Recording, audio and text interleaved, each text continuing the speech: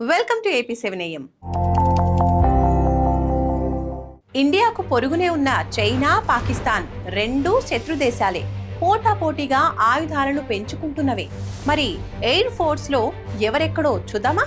యుద్ధ విమానాలు, striking force, యుద్ధ హెలికాప్టర్లు, సైనిక రవాణా విమానాలు కలిపి మొత్తంగా చూస్తే ఇండియా 1645 ఎయిర్ క్రాఫ్ట్లు, పాకిస్తాన్ 818 ఎయిర్ క్రాఫ్ట్లు, చైనా 1966 ఎయిర్ క్రాఫ్ట్లు కలిగి ఉంది. ఇందులో యుద్ధ విమానాలు ఎవరి దగ్గర ఎన్ని ఉన్నాయంటే ఇండియా దగ్గర చూసుకుంటే 632, పాకిస్తాన్ దగ్గర 453, ఇక చైనా వద్ద 1215 యుద్ధ విమానాలు ఉన్నాయి.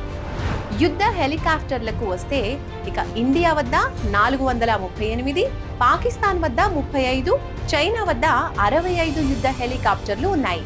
యుద్ధ సమయాల్లో సైనికులను, ఆయుధాలను చేరవేసే మిలిటరీ ట్రాన్స్పోర్ట్ కు వస్తే ఇండియా దగ్గర 250, పాకిస్తాన్ దగ్గర 28, చైనా దగ్గర 238 విమానాలు ఉన్నాయి.